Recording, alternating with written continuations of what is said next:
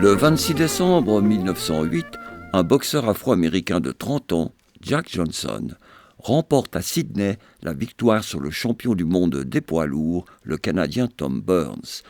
Cette situation est insupportable aux yeux de la majorité des Américains d'origine européenne qui, tout en contestant à Johnson la légitimité de son titre, pressent l'ancien détenteur de celui-ci, James Jeffries, alors âgé de 33 ans, de remonter sur le ring et de restaurer l'honneur de la race blanche. Après avoir refusé à maintes reprises, Jeffries finit par céder aux instances de ses supporters et accepte de rencontrer Johnson. Le combat a lieu à Reno, dans le Nevada, devant une foule de 20 000 personnes, le 4 juillet 1910, jour anniversaire de l'indépendance des États-Unis. La presque totalité du public est constituée par des Blancs, qui accueillent Johnson par « All coons are alike to me ». Pour moi, tous les nègres sont pareils. Une chanson écrite en 1896 par le compositeur de ragtime afro-américain Ernest Hogan et qui est devenu, bien malgré lui, l'hymne des suprémacistes. Hogan appartenait à la cohorte des auteurs afro-américains qui écrivaient des coon songs, parodiant ceux des Blancs qui s'efforçaient de dépeindre la vie des Noirs à coups de stéréotypes dépréciatifs. En reprenant ceux-ci à leur compte, ces auteurs leur conféraient une ironie dont nous avons pu apprécier un exemple avec The Laughing Song de George W. Johnson lors du premier épisode de Jazz, Rumba et Calypso. Le texte de « All coons are alike to me » n'avait d'ailleurs aux yeux de son auteur rien de raciste. Il évoque en effet une jeune fille qui justifie le fait de larguer son amant en déclarant que pour elle tous les nègres se valent. Malgré l'atmosphère hostile qui l'entoure et les injures émises par le coach de Jeffries, Jack Johnson montre une sérénité à toute épreuve, se permettant même d'amorcer son adversaire, en lui demandant par exemple quand il comptait commencer à boxer pour de bon.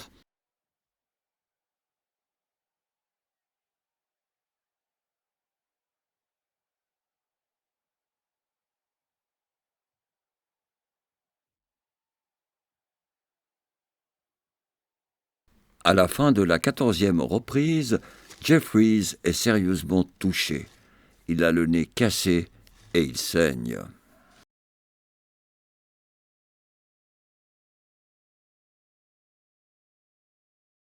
Johnson envoie Jeffries dans les cordes durant la 15e et dernière reprise. Celui-ci n'est manifestement plus en état de poursuivre le combat.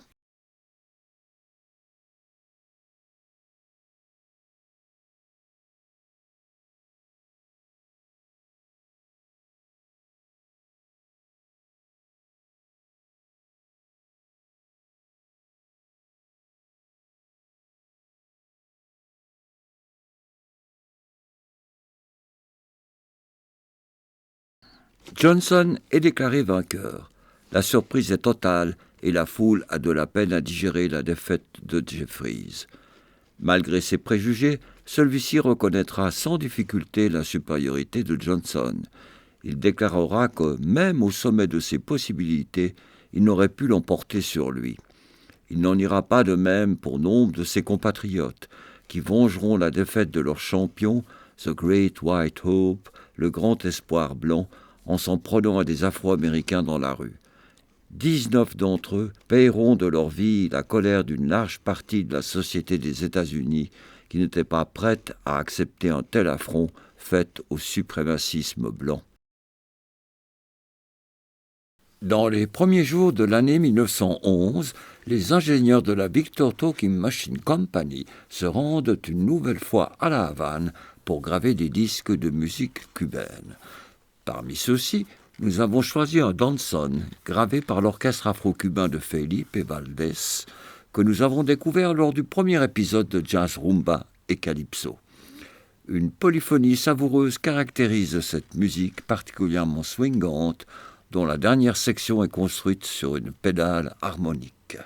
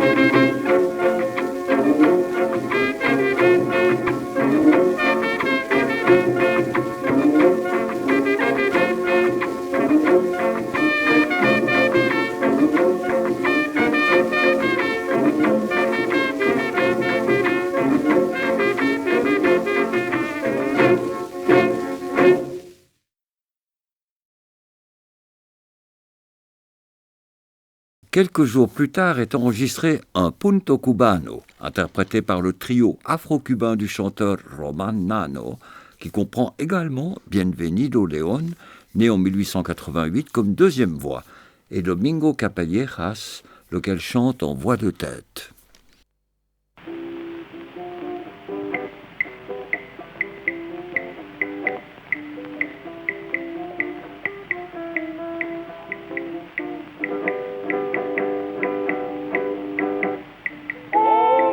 Que aquí llegó, rico a Cuba hermosa perla, un hombre que aquí llegó, rico a Cuba hermosa perla, yo quisiera protegerla, y su amparo le ofreció, óyelo cantar.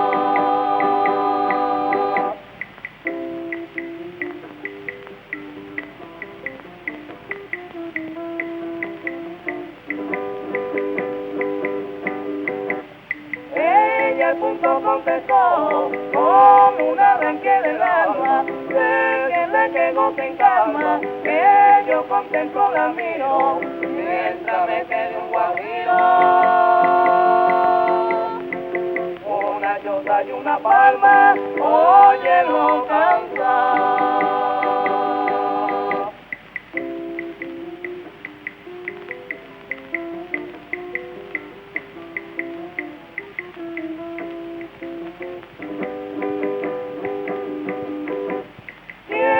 Tener mi bohío en medio de los palmares, quiero tener mi bohío en medio de los palmares, para aliviar mis pesares, con tan dulce murmurillo, óyelo cantar.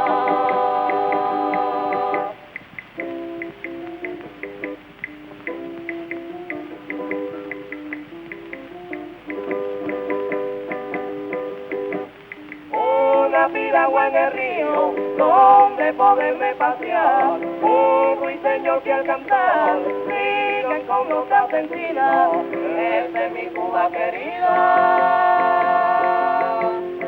preciosa perla del mar, óyelo cantar.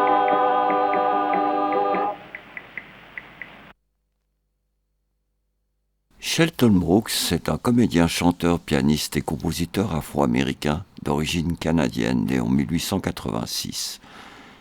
Il se fait remarquer dans le circuit du music hall comme imitateur de Burt Williams.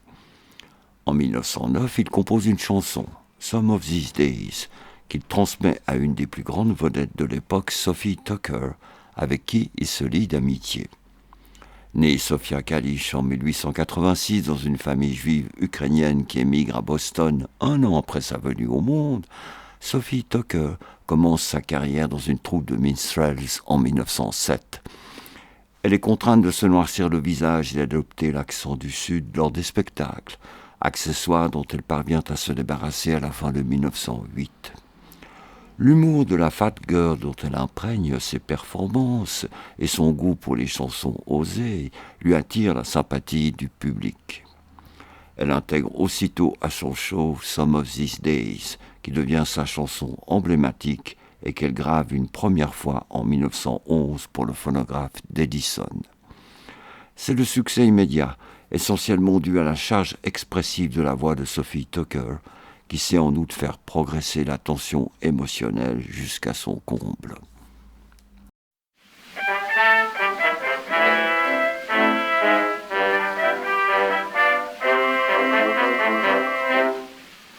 Two sweethearts courted happily for quite a while, mid simple life of country folk. The laddie told the girlie he must go away, on her little heart with grief most broke. Well, she said, you know I love you, honey, best of all. So, baby, don't go away.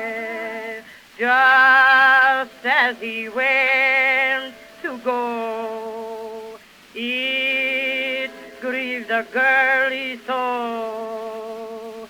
These words he heard her say. Some of these days, oh, you miss me, honey.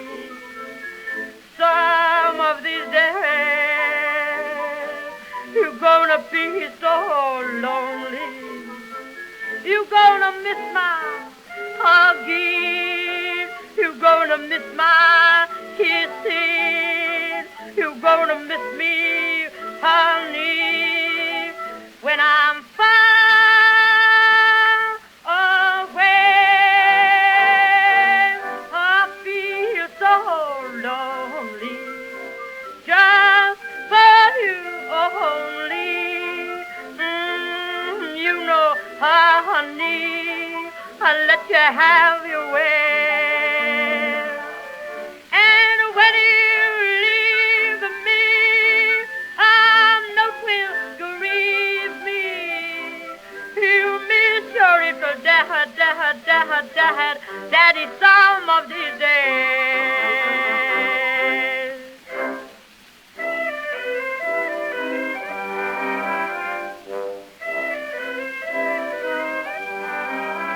The little girlie feeling blue said, I'll go too, and show him two can play this game.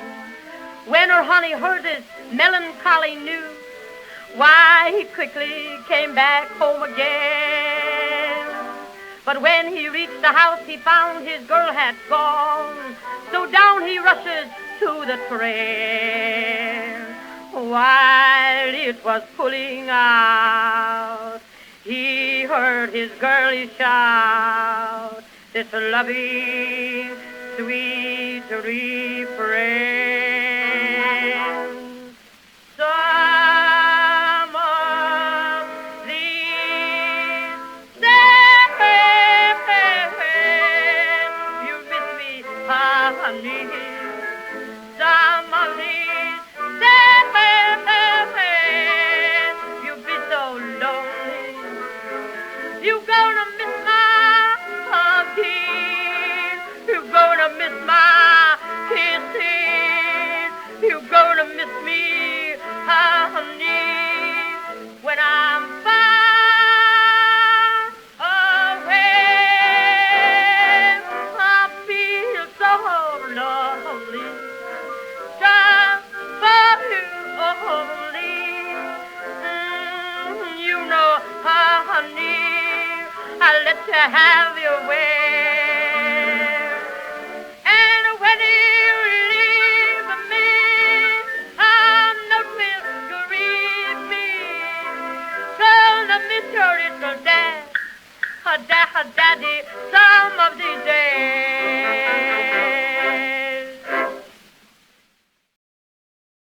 Alors que New York s'apprête à accueillir le Lovey String Band de Trinidad en juin 1912, des événements graves se déroulent au même moment à Cuba.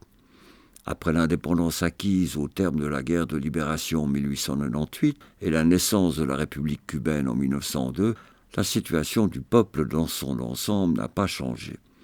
Pour lutter contre la ségrégation dont les Cubains d'ascendance africaine sont victimes de la part des élites, essentiellement d'origine européenne, et de l'occupant américain, les vétérans noirs et métis de l'armée de libération fondent en 1908 à La Havane le Parti des indépendants de couleur sous l'impulsion d'Evaristo Estenos, la République égalitaire, souveraine et indépendante, sans préoccupation de race ni antagonismes sociaux, sera notre devise.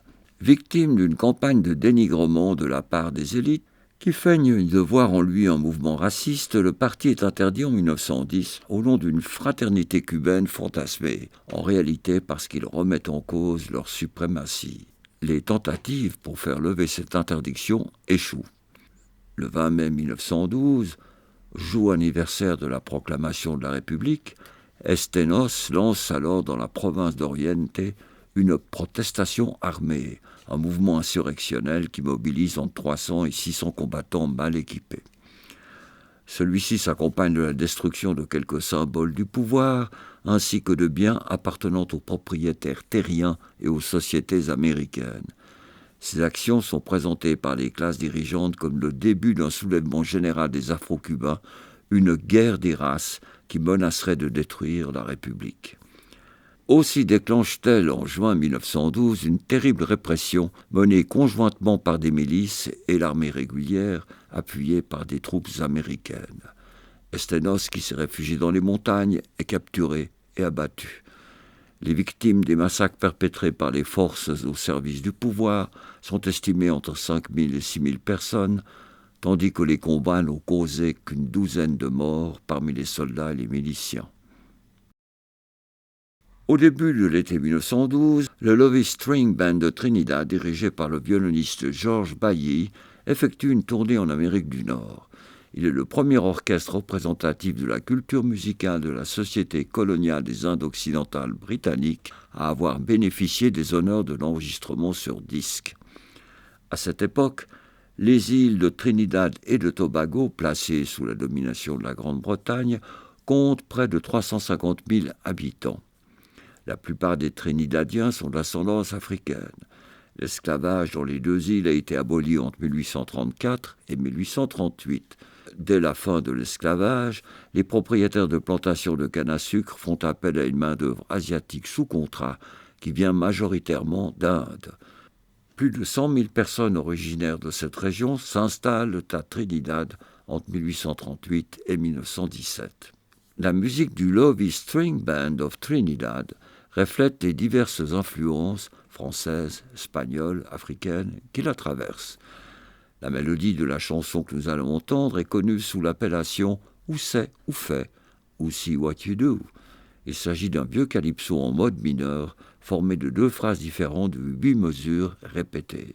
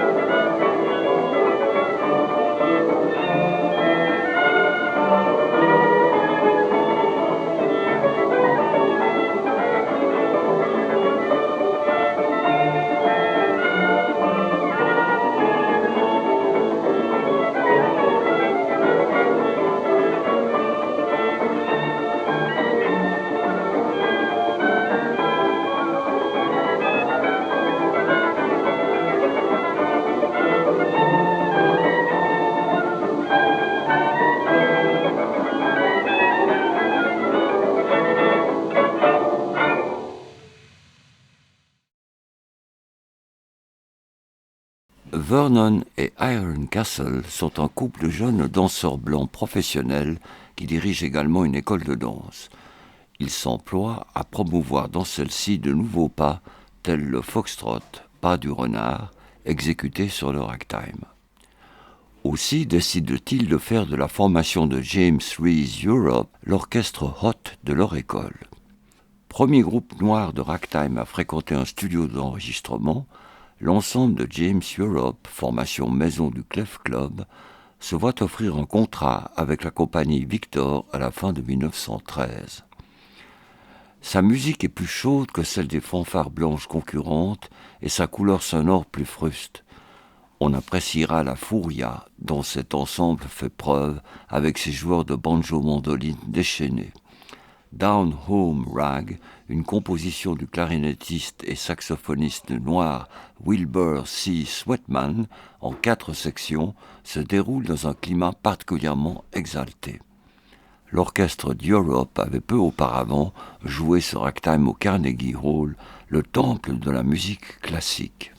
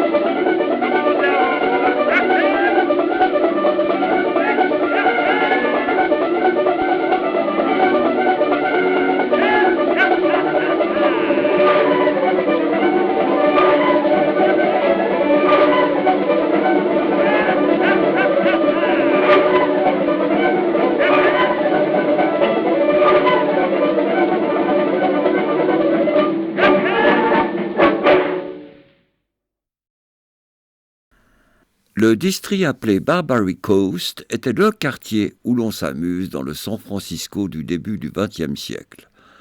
Habité par une population à majorité noire, il renfermait de nombreux dancings et des bordels. Peu après le tremblement de terre du 18 avril 1906 et les incendies gigantesques qu'il provoque, 2 anciens conducteurs afro-américains de voitures-lit, Sid Purcell et Sam King, ouvrent sur Pacific Street le So Different Club, un établissement ouvert à toutes les personnes, quelle que soit la couleur de leur peau. On pouvait y louer des filles pour une danse et plus, si affinité. Pendant 15 ans, l'orchestre Maison est dirigé par le pianiste métis Louis Sidney Leproty, né en 1886 à Oakland.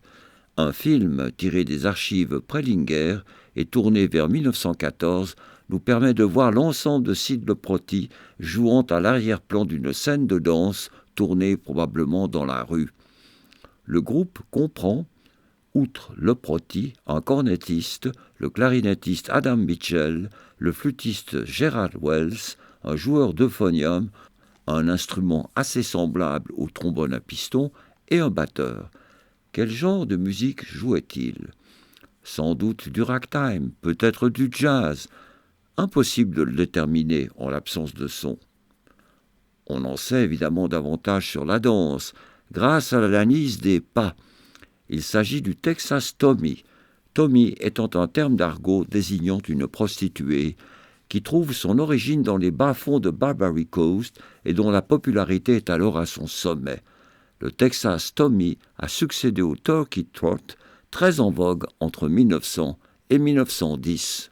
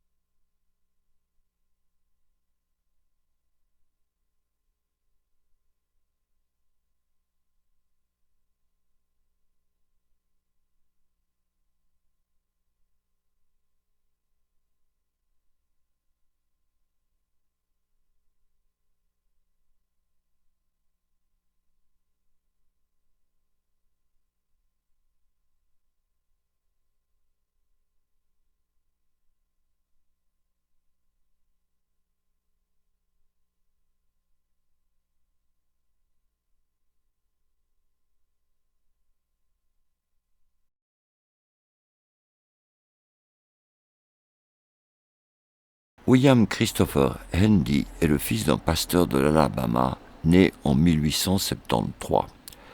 Cornettiste et compositeur, il voyage dans le Sud et découvre les chanteurs de blues ainsi que la musique de danse en honneur dans les communautés noires locales. En 1903, il entend dans le Mississippi un homme chanter une étrange mélopée. La gamme est majeure, mais la tierce et la septième sont abaissées d'un demi-ton. C'est la gamme du blues.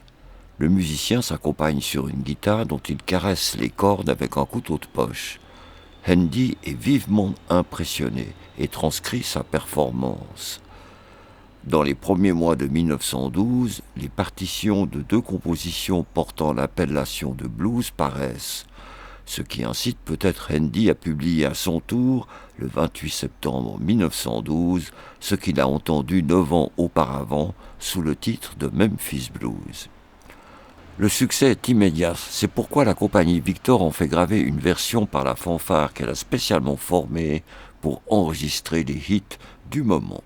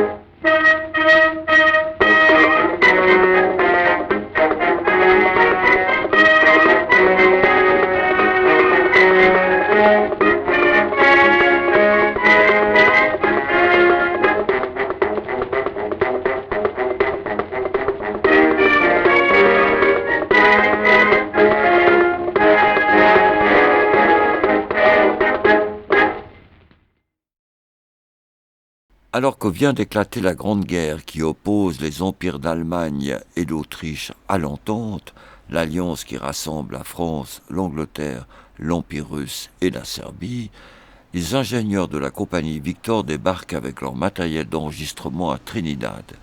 Ils y gravent des ensembles à cordes, ainsi que quelques exemples de musique liés à la tradition du carnaval. Le chanteur Henry Julian Whiterose, accompagné du guitariste de l'orchestre de Lionel Belasco, Gerard Clark, enregistre ainsi le premier exemple authentique de calypso.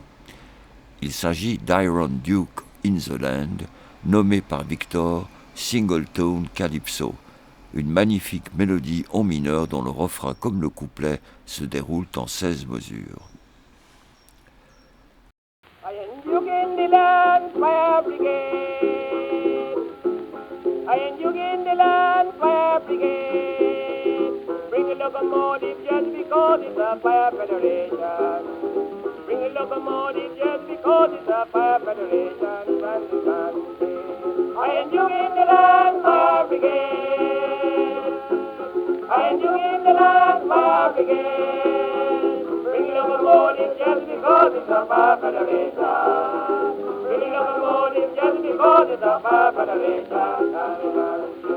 From the Bradleys of 95 when I was a teacher and a regulator, they called me to 2 years later, second lord and then advocator. Advocator they called me advisor, past advisor now supervise me name supervisor, now they call me lord of designer. I ain't you in the land for brigade. I ain't you in the land for brigade. Locomotive just because it's a fire federation. Bring a locomotive just because it's a fire federation. On my appearance upon the sea, Juliet got your those blazing sword, and King of the yellow passion and all those women swimming to all the agony. A sheathing mass of fighting men, the seas blending, gleaming and swaying, jumping this way, bodies gliding way, white on your age, I ain't you in the land, my brigade. I ain't you in the land, my brigade. Bring a locomotive just because it's a fire federation. Bring a locomotive just because it's a fire federation. It was a modern manifestation of their elder civilization. Then the carnival celebration of the social organization. We call it a mind and extension of all the population. As to visit the social, they call them West White Road Union. And you get the land, my brigade. And you get the land, my brigade. Bring a locomotive just because it's a fire federation. Bring a locomotive just because it's a fire federation.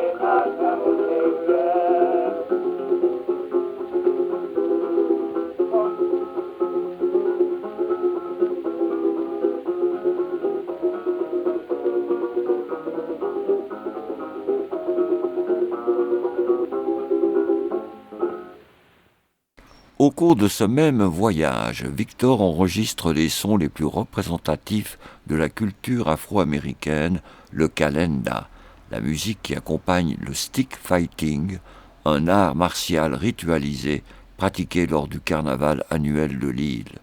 Cette manifestation ayant donné lieu à des émeutes, les tambours ont été interdits par l'administration britannique à la fin du XIXe siècle. Ils sont remplacés par de gros tubes de bambou percutés contre le sol, accompagnés ici d'une bouteille frappée par une cuillère. Chanteurs solistes et chœurs se répondent sur une mélodie identifiée comme celle de Bagay Sala Kepocherei Moins.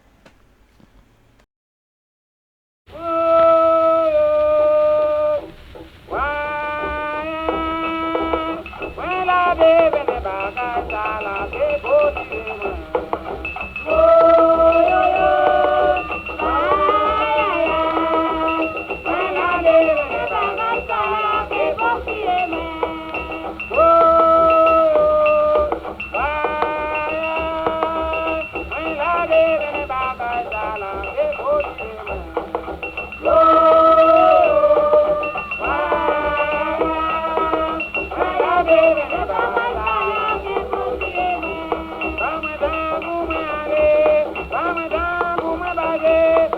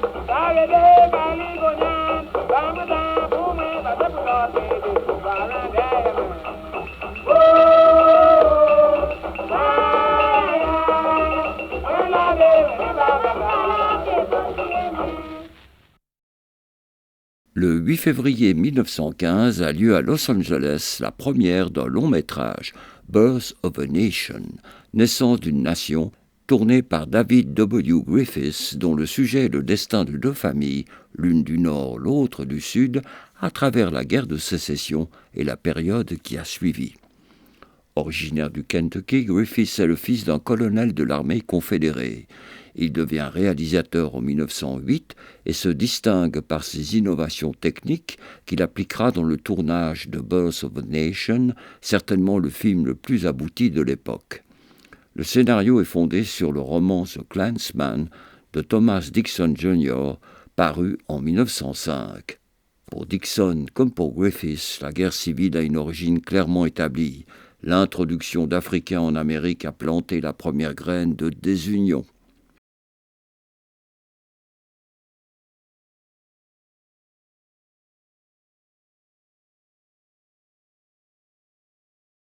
Au cours de la deuxième partie du film, consacrée à la reconstruction politique, économique et sociale du Sud après la défaite de 1865, Dixon et Griffiths dévoilent ce qu'est, selon eux, le véritable projet politique des Afro-Américains.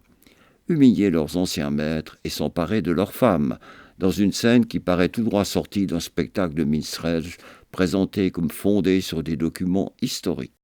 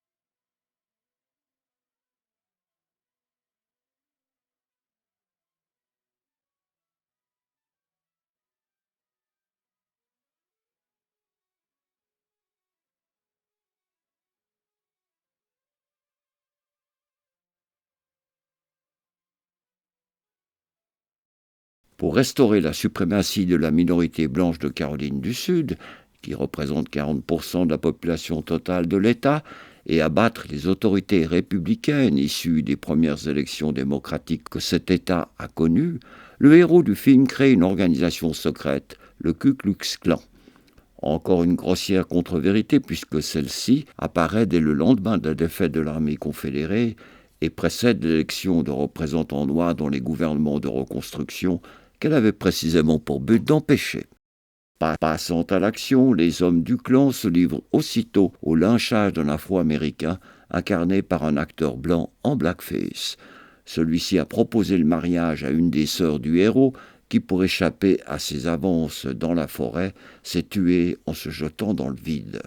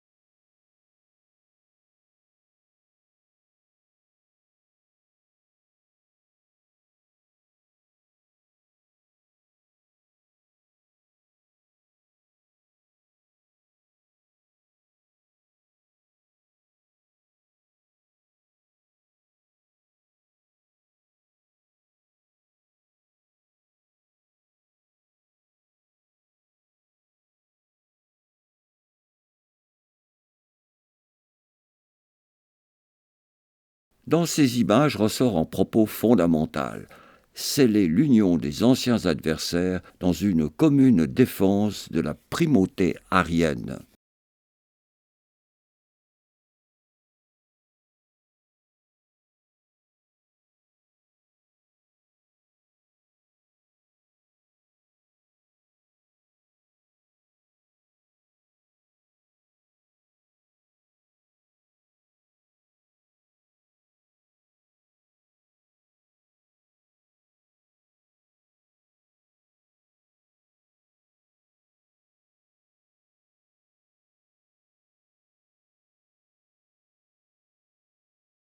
Assiégés par les troupes fédérales noires, les héros du film sont sauvés par l'action des cavaliers du clan, qui désarment les soldats et empêchent les Afro-Américains de voter à l'élection suivante. Un épisode totalement imaginaire puisque le clan a été largement démantelé en 1871 grâce à l'intervention des troupes de l'Union et que la reconquête du pouvoir par les suprémacistes blancs n'intervient qu'en 1876 grâce à la fraude et à la violence répandue par les Red Shirts, les chemises rouges, la milice paramilitaire du Parti démocrate.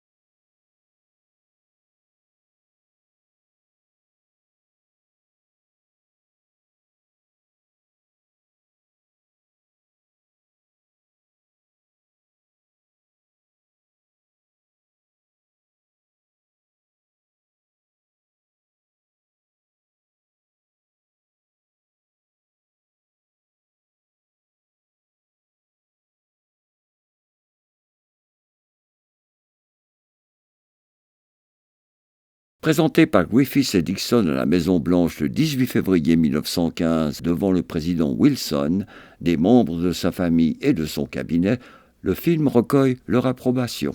Il en va de même pour la Cour suprême qui visionne celui-ci le lendemain en compagnie du secrétaire à la Marine, le suprémaciste Josephus Daniels de Caroline du Nord, 38 membres du Sénat et 50 de la Chambre des représentants. Des applaudissements nourris fusent tout au long de la projection. Une vigoureuse campagne menée par l'Association nationale pour la promotion des gens de couleur pour faire interdire le film n'aura quasiment aucun succès, bien que le pasteur métis Francis James Grimke ait démontré scène par scène la fausseté historique du film. Des millions de personnes se pressent pour le voir malgré un prix d'entrée prohibitif de $2, soit $50 actuels. Ce sera le plus grand succès du cinéma américain jusqu'à Gone with the Wind, Autant en emporte le vent, en 1939. Un film qui lui aussi porte un regard complaisant sur la cause des Confédérés dans la guerre civile. Le pianiste, compositeur et chef d'orchestre Lionel Belasco est né en 1881 à la Barbade, à Trinidad ou au Venezuela selon les sources, dans une famille de musiciens créoles trinidadiens. Son père est un juif séfarade. Quoique ayant été formé à la tradition classique par sa mère, Lionel Belasco est attiré dès son jeune âge par la musique des populations noires liée à des cultes d'origine africaine. La jungle music, comme il l'appelle dans une interview réalisée en 1961. Il forme son propre orchestre vers 1900.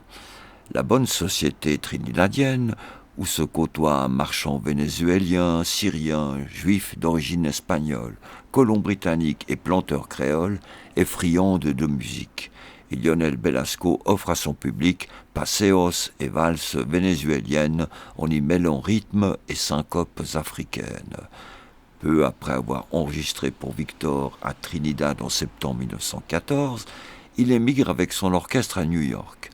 Au cours de l'été 1915, il grave une série de solos de piano pour Victor dans ce Buddy Abraham, un passéo à 2 thèmes de 8 mesures chacun.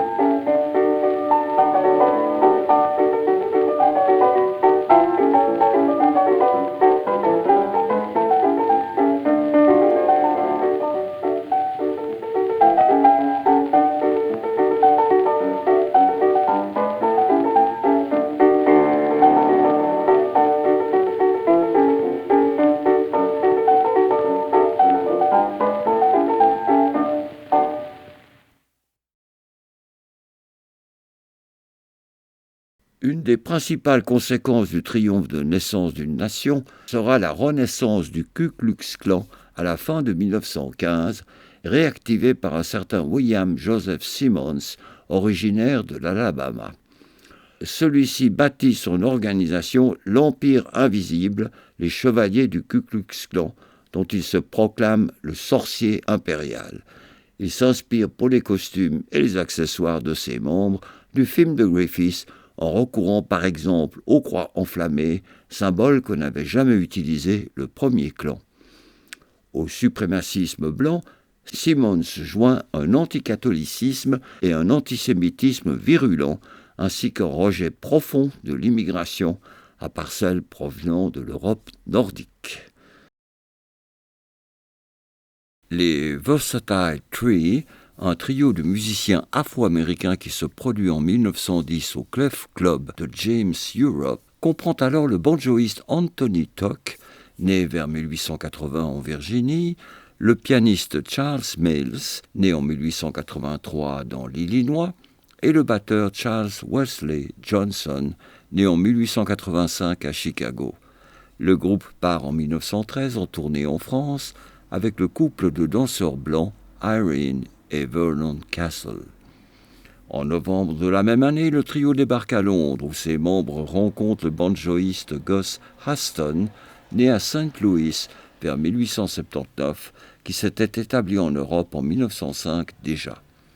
Ils forment avec lui les Versatile Four et obtiennent en 1915 un engagement au Murray's Club de Londres, un vaste dancing fondé à la fin de 1913 par Jack Mace, un Américain venu de Chicago qui en avait tout d'abord fait le temple du tango avant de l'ouvrir à d'autres danses venues d'Amérique.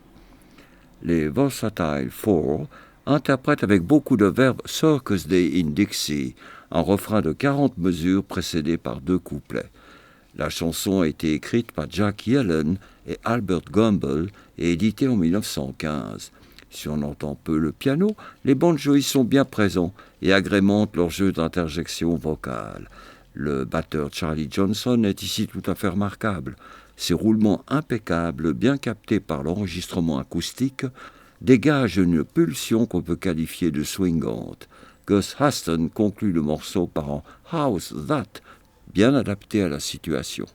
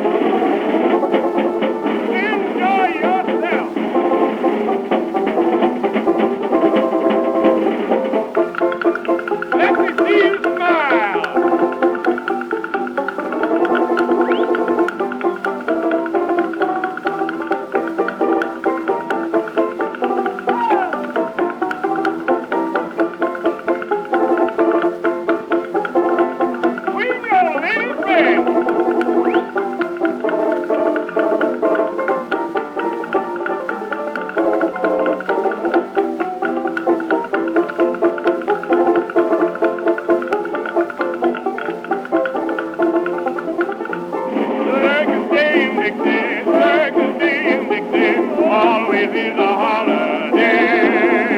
You better hurry, honey. The parade is coming, led by that leader man. Don't he look mighty grand? He's a holy lion.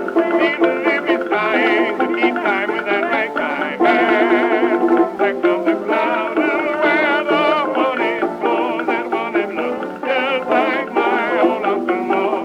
He's no cunning little monkey riding on the junkie round the circus down in Dixie. How's that? Scott Joplin, né en 1868 et mort en 1917, est resté dans la mémoire collective comme le plus grand compositeur de ragtime. Il est né dans une famille d'employés de chemin de fer à Texarkana, dans l'Arkansas. Bon pianiste, il devient musicien itinérant à la fin des années 1880, puis s'installe en 1894 à Sedalia, dans le Missouri, où il devient professeur de piano. Il publie Maple Leaf Rag, du nom du club où il joue, en 1899. Les ventes sont d'abord faibles, 400 exemplaires la première année, puis grimpent peu à peu pour s'établir à 60 000 en 1909, ce qui lui rapporte alors $900, une somme confortable pour l'époque.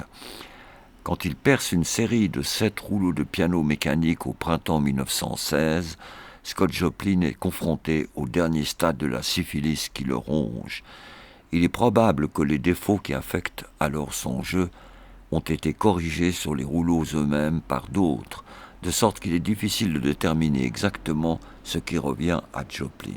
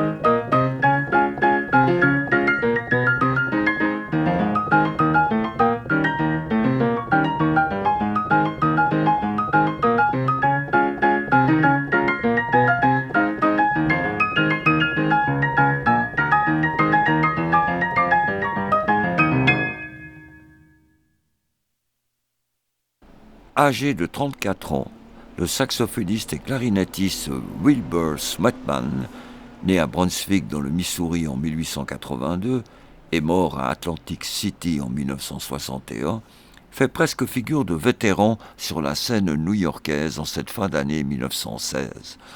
Sa carrière, qui commence dans un orchestre de cirque, se confond pratiquement avec celle du ragtime. Il enregistre en effet sur cylindre le Maple Leaf Rag de Scott Joplin en 1903 déjà, mais aucun exemplaire ne subsiste.